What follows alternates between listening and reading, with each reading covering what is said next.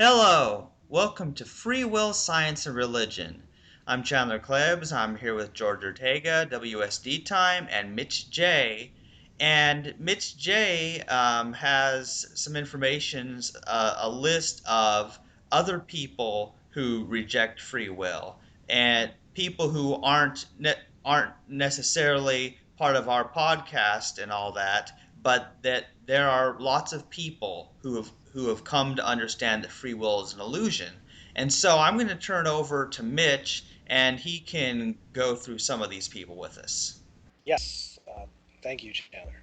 Um, when it comes to the issue of free will, it's been lost in academia for quite some time. So the issue of free will has been a much philosophical debate for a very, very long time. But as we know, there are many bad beliefs, false beliefs, erroneous beliefs that people have, even modern people, perhaps especially modern people. And although some people might expect the scientific community to openly come out and dispel these sorts of illusions, realistically, that's just not the way the world works.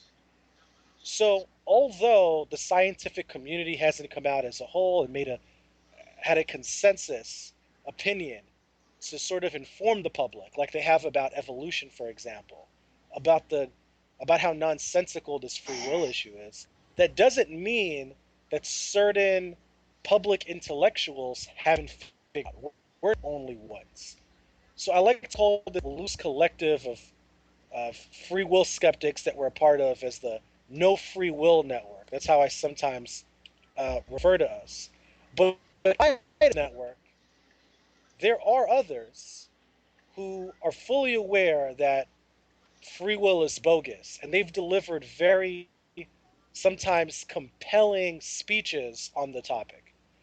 If you go to the website freewillisfalse.com, a website I manage, and you go to library links and media, or more generally, free will, science, and religion podcast forums, you'll see a lot of videos. There's about 8 of them, each one with a different public intellectual who has given a speech about free will.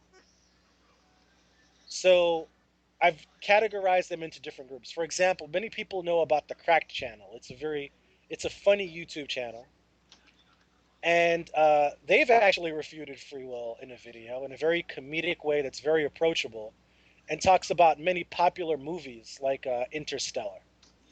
So for some people, this might be what some people need to see in order to really motivate them, to really encourage them to say, this free will issue is important. It's not some topic that's just for academics. It's not an issue just for eccentric people to dwell upon. It's an important issue that we should all be very concerned with. Also on this page, there's Dirk Pereboom giving a very academic.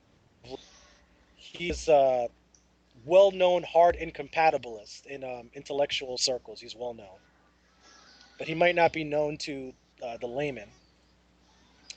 We have Sam Harris, a really popular author and neuroscientist. B.F. Skinner, a behavioral psychologist. Jerry Coyne, a biologist. Jack Fresco, who is the founder of the Venus Project, this project that's working towards the issue of transhumanism, this idea of Mm-hmm. making people better people. Not being afraid to use technology and science to help us not squander our resources and sort of develop these more idyllic sort of environments for us to live in. There's even one video by Daniel Doe, who's just a young college student who is obviously greatly influenced by Sam Harris. Um, Lastly, Greg Caruso. Um, Greg Caruso is so he's he's a philosopher, and he is along with Dirk Pereboom and others, he's founded the Justice Without Retribution Network. So he's working very actively to change the criminal justice system, to make the world more empathetic, more compassionate, to rethink these laws that we have based on free will skepticism. In fact, some of us, including myself, have met Greg Caruso in person, and we've talked to him and exchanged ideas. So he delivers a lot of these lectures. So yeah, have any of you guys, any of the co-hosts I'm referring to right now, have any of you seen some of these videos, and what do you think of them? What do you think about these different approaches to talking about the issue of free will? I'm Um, pretty much up. Go ahead, Chandler. Go ahead. Oh yeah, well, I've definitely seen a lot of videos. Often, some of the videos that I would see on your Twitter feed, or what you posted in the forums back when I looked at that, they would be videos that I had already seen before I even met you and George, and then I liked them and I had commented them. So it's interesting. So I know I've seen a good number of them, and I really am happy that there's so many refutations of free will in video form out there. Yeah, I'm sure I'm familiar with them because I've seen videos from these guys. Well, the thing each one, what I like is that we have different people in different areas, and they all understand uh, the logic behind why free will is bogus. Yet somehow they're able to take unique approaches to the issue. So, for example, B.F. Skinner, as a behavioral psychologist, a very famous behavioral psychologist, the things we do to affect behavior, drugs, Pavlovian experiments, things of that nature. Behavioral psychology is based upon this idea that we don't have free will when you think about it. And just from that point of view, he quickly and easily is able to demonstrate this free will thing is nonsense. Whereas Sam Harris, as you know, he focuses more on thoughts, the origins of thoughts. Jerry Coyne focuses on evidence. Jack Fresco focuses on determinism. Fresco has said human beings. What quote? Hold on. Let me find the exact. I have it on the free will is an arrogance on the part of man. The assumption that he is the only object in the world that does not react to certain stimuli. Mm-hmm. So it's a very it's a way that we sort of implicitly express that, but it's interesting how it can be attacked on so many different avenues. So I think for the naive free will investigator, for any of our listeners who are first getting into it, again, freewillisfalse.com. If you go to the library links and media section, you'll be taken to the science and podcast where you can find these videos all organized and collected. Um, I think videos can be especially captivating. It was through videos, really, in articles and books, but a lot of it had to do with this dissemination of information in the internet age. You know, I heard other people talk about it, and that opened my eyes. Did you guys have a similar experience? Definitely. Yeah. About many issues, not just the free will issue, but other issues before that. The fact that there's YouTube and people can watch video after video on a topic they're interested in and hear different people expressing different ways of explaining things. I think that's powerful, just Yeah. binging on videos when you have the time.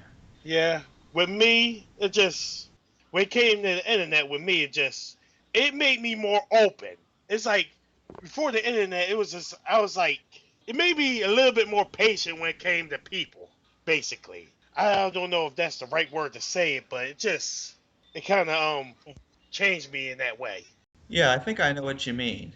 It's hard to explain, but Well, yeah, I mean, I think what helps about the internet is it allows people to communicate in a way that they can't do out in public because they'll get yelled at or killed, And so yeah, people pretty much. yeah, so people get to know each other better. People get to say things without being interrupted, without being censored, and that's the power of it. Almost everything I learned about people and their psychology came from the internet. So, George, what do you think? What do you think about? You said you've seen all of these videos before. Oh So, yeah. They're good. Absolutely, they provide different perspectives. In other words, the more people that are presenting on this, the better, because we're each going to have our individual, unique kind of way of presenting the material we present. So absolutely, I mean Harris, focuses to a certain extent on the neuroscience. Paraboom on the philosophy. There's other people. There's, for example, what's his name? Galen Strawson, a UK philosopher. He published a book in '86 about this. And, there are people that have been publishing for decades before this that are also very good. Right, Unfortunately, they but don't have. Go ahead. I would like to focus on videos though. Do you know any interesting um, any kinds of media uh, that we could use to direct interested parties about the free will issue? Well, I mean that then like plays into what we're going to do in terms of like creating the not-for-profit and then like offering products or just services. So in other words, like once we're up and running as a not-for-profit, I think one of our first projects would be to create this app. I don't know if you were in on the podcasts several months ago when we were just going through the process of I think you did read them, yeah. Basically leading people through. To understand for themselves why they don't have a free will, a question and answer kind of a thing. So I think an app, that's I don't Right, know right, how much. but very specifically, for the purpose of this episode, I really want to focus on media. So, like public intellectuals who have refuted free will, and videos, or perhaps even podcasts or just audio that could really attract someone like very quickly and instantly. For example, the Skinner video that is part of that list of 8 videos that I've mentioned a few times um, on this podcast tonight. It's very short. It's a snippet of a video, and I think the entire running time is, let's see, it's 1 minute and 3 seconds. 1 minute 3 seconds. In 1 minute 3 seconds, Skinner is able to explain why free will um, for comparison hour and a half, but it's a compelling hour and a half. It's an entertaining sort of hour and a half. Mitch, in You terms know, of the videos, we kind of have a natural interest in this. Many people need to be pulled into this debate, through different kinds of issues. For example, like the network that Caruso and Paraboom have created would be great by um, because they will like get people to understand that this issue has huge implications to our criminal justice system. Basically, I think the kinds of videos that are now needed, because all those certainly they refute free will and from various perspectives in various ways, and they're all good. But in order to like expand the reach of this to many more people who aren't so necessarily perhaps interested in the philosophical aspects, we I think need to more and more tie it to social issues. We were doing that for a while with like with fat shaming and people who are just like just basically discriminated against because of due to this free will thing, the bullying and all. So um, I hope that either we or other people will begin to create those videos also. But again, like you're saying, those the ones by the academics, they're good. They go through the various kinds of you know various kinds of refutations, various kinds of issues relative to the question.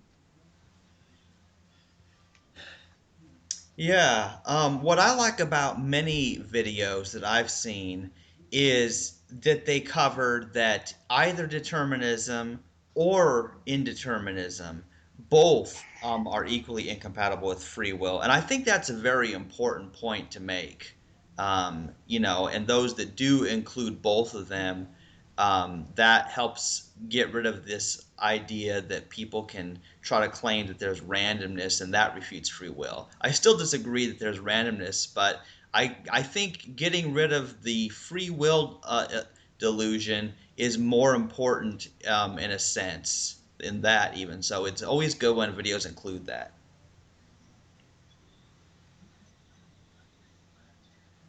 Right. So George, I mean, you know, I'll be remiss to not mention that, of course, a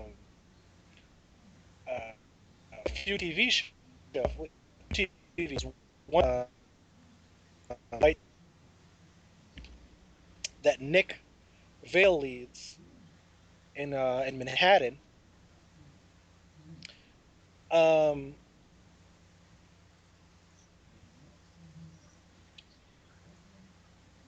and we have YouTube videos, right, of the White Plains session. So how can people find um, your YouTube videos, George? Well, I mean, just like if you just Google free will YouTube or just go on YouTube free will. Now that this is it's an interesting question because I kind of like so we need to the strongest vehicle we have for promoting our stuff is causalconsciousness.com. You know, that gets many more visits than probably all of our other sites combined. The thing is, we need to update it because for people for the site to get the kind of like viewers that it would, and then the rough, you know, we need to update it. We ideally we might want to like redesign it, but that should be the portal for a lot of the stuff because again, it's got a lot of reach. It used to be within the top 50 when you keyword free will, it used to go like what used to be one of the top 50 results. Now it might be top 150. I don't know, but you know, in terms of like just a vehicle for getting people to know where these things are, we don't know. Like, I don't know if your network is linked. I don't know if the retribution, you know, this Caruso Paraboon thing is linked there. You know, that is it's a major resource that I think we should take advantage of, and maybe we can do that more like when we go to the Hello. not-for-profit. Oh, But it's a way to direct people, you know, because it has a lot of reach. It gets I think probably hundreds of visitors each day. So To anyone who is unclear about what George is referencing, he's talking about the website Causal Consciousness. Yeah, I'm gonna include these links in the description of this podcast when it's eventually uploaded. So yeah, and Chandler, like, so hopefully once we get the not-for-profit running, maybe we can get somebody hire a webmaster to just redesign it. You know, you administer it. You know, I turned it over to you. You own it now. So, but you know, it can be really, you know, made slicker. You know, I design it, but I'm not a web designer. You know, if it's done by a real professional, then I think, you know, that could give just our whole, you know, organization much more clout. yeah, definitely. Um, Yeah, because yeah, the point is, yeah, people, it's good for them to have links they can go to where they can just get all the information. And I think Mitch's site is great. Free will is false.com and causalconsciousness.com, which what George designed and includes links to like the TV show and all this stuff. Those are great things. Yeah, and basically every one of these free will skeptics or rejectionists or whatever, these people in these videos who have refuted free will, I mean, almost every one of them has a website. And on their website, there will be things about free will, but very few people have actually made entire websites about that. And that's exactly what Mitch and George have done, as well as Trick Slattery, his Breaking the Free Will Illusion website. Um, I'll put the link to that in the description as well for people so they can see all these websites. But yeah, I agree. Once that we have the non-profit organization set up, there could be one website which has all of the information that we already have on these different sites, all of the most relevant of it anyway. Right. And getting back to the main theme of this, Mitch, you suggested that you'd want to write a book about this. Now here's like Paraboom, Caruso, all these guys. They write books. Actually, like their books, their books are primarily, not primarily. The books are for academics. They charge like 60, 70, $80 for the book. They're not designed for the public. Unlike, for Well, example, hold on, what?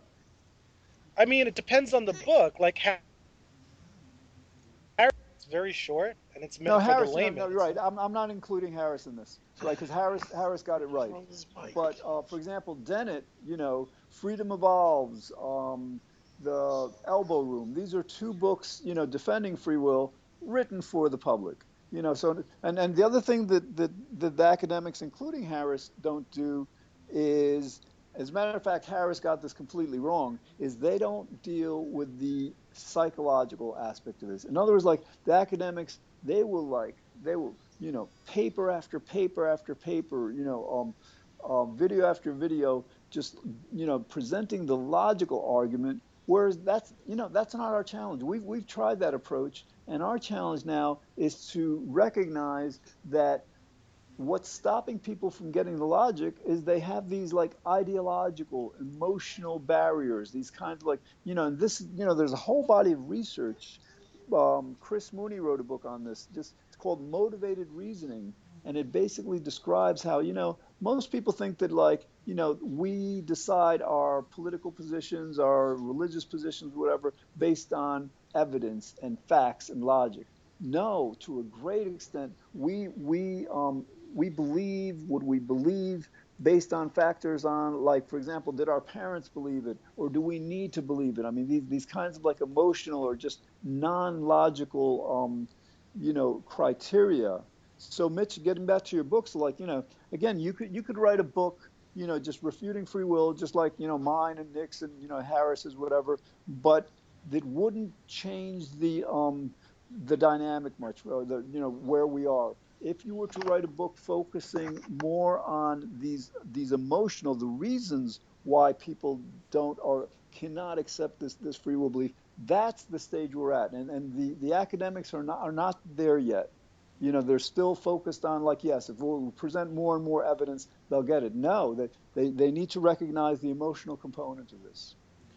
Yeah, and a good point to recognize is that people can't even be free from their emotional biases, not to mention that they can't be free from causality or acausality. But just how biased and driven people are by their emotions that cause them to dismiss the facts that's really scary. It shows that they don't even have practical compatibilist type of control.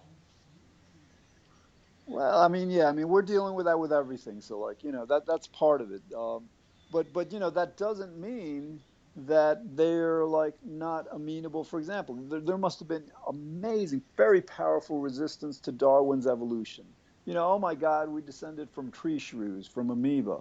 People didn't feel comfortable with that. So, like, there was like, it took time. I don't know how they did it. They probably didn't address the emotional thing, but we're a lot more sophisticated now in terms of understanding how people believe things. Again, like, we could just like, we could present more and more logic, and people are going to just like say, no, no, it's not so, not because the logic isn't strong, but because they have this need to believe in free will. Yeah, and I think what's good, George, is that even though a lot of people do just reject the logic because they have an emotional need to believe in free will, there's always a few of those weirdos out there who do accept it based on logic, even though it is inconvenient. And obviously, we can't take credit for being driven more by truth and logic, but I think that's what happens is when people do discover it, then a few of them become passionate about it and spread the message. And so I think eventually it will win out and people will get it more. Eventually, the majority will. Absolutely. Oh yeah. Uh, Yep. Mitch, I don't know if you were trying to say something, but you're still cutting out. no, I mean, I'm starting to think George. that's my mic. I'm starting to think about Mike because it keeps crackling up. I don't know. Yeah, I don't know. I wasn't able to hear everything Mitch was saying. However, I'll be Well, include. I didn't, Chandler. I didn't say anything. I just paused for a second. I started to talk, then I just didn't. Oh, Is that's what that it was. a Yeah, mic problem? oh, I wanted to respond to what George was saying about the emotional or psychological issues, those impediments that make it difficult for people to talk about this issue. Um, there are many beliefs that people have. Free will is just one of them. They're just false. They're really untrue. But for a number of reasons, it's very difficult for people to reject these beliefs. Um, I think religious belief is the clearest example. But there's also the beliefs such as a belief in human exceptionalism or the belief that people will live forever because people are afraid to die. So I so I don't think that be that I don't think that the nature of the issue we're discussing will by itself assist people in getting over these false beliefs. Instead, is we need people to have an appreciation for logic, for evidence, for science. I don't think Yeah. science is really as respected as it should be. I think a lot of people see science as having one narrow domain, and it's Or that allowed to do what. Mhm. or Go that ahead, one Will. kid that spoils the movie. Hmm? The one kid that spoils the movie, the party pooper. That's what science. Yeah, that's what science. Some people believe science is that one kid that spoils the Yeah, movie. it's only after a society becomes accustomed to some modern secular idea, only after people can, as George was alluding to, cope with the emotional, psychological distress it may cause. Only then do they give some additional powers to science. This is why routinely the Catholic Church makes these declarations anytime a new pope comes in. Um, where the Catholic Church then declares, okay, these things that we said were bad in the past, we now realize they're okay. It's sort of like they have to give time for the base to become comfortable with these new issues. Yeah. In this regard, free will is no different than these other pernicious beliefs that continue to persist, such as human exceptionalism and immortality and religion, all these kinds of things.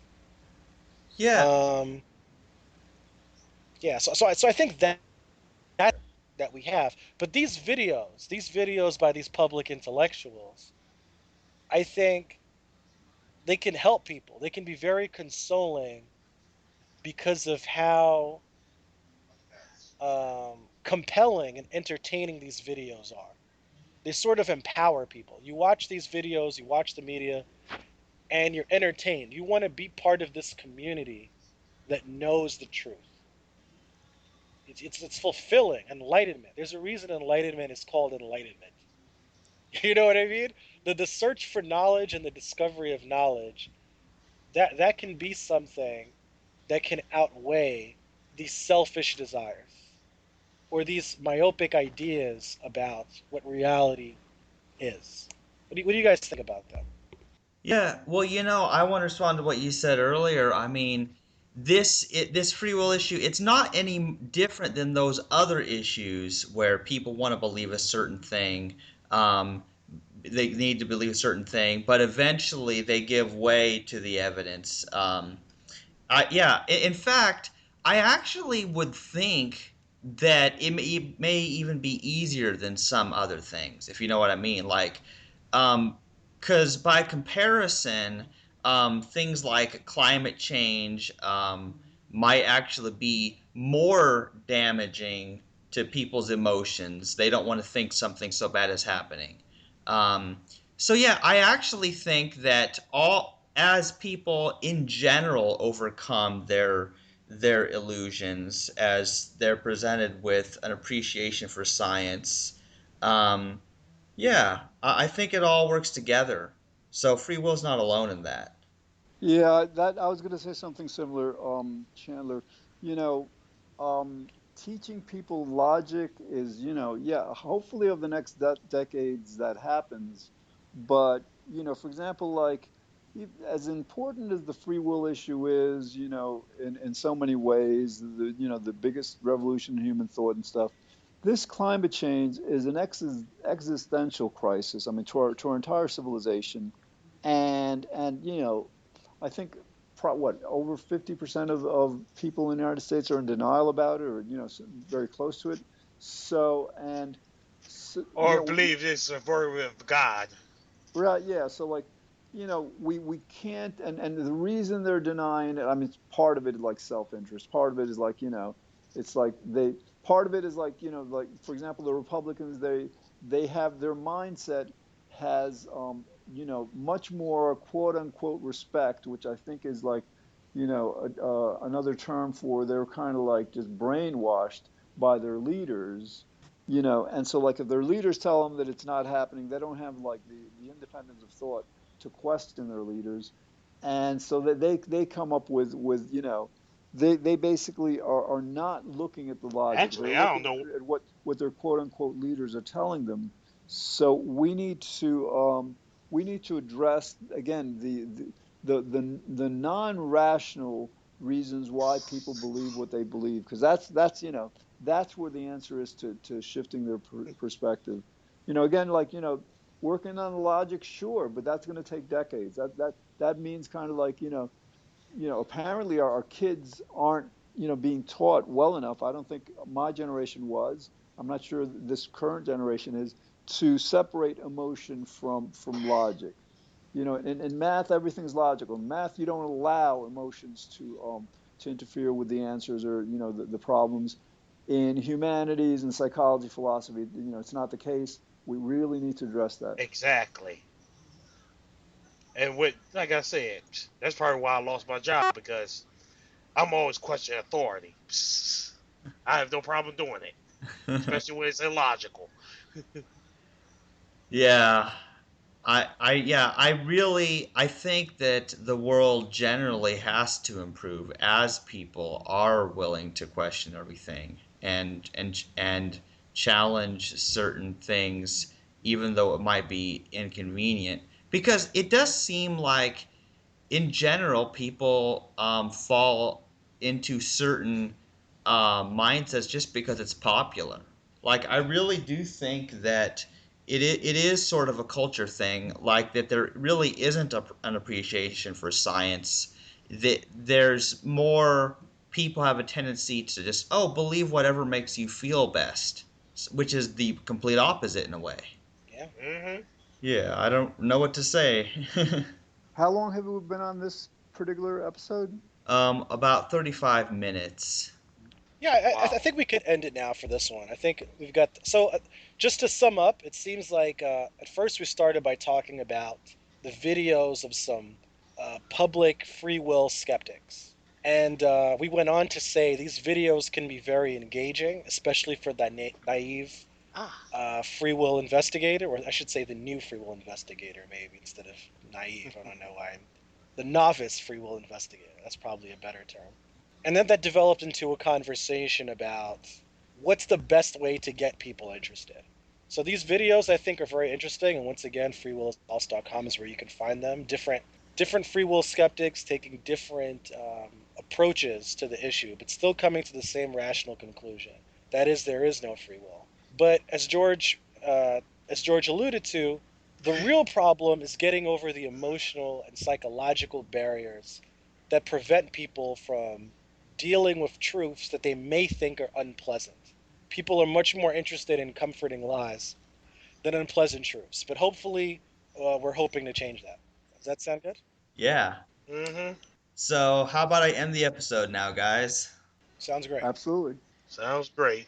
Yeah, you've been listening to Free Will, Science, and Religion, and we talked about videos by many skeptics, many people refuting free will, and we talked about a lot of other things too in general. But we've said enough for now. Thank you for listening, and goodbye.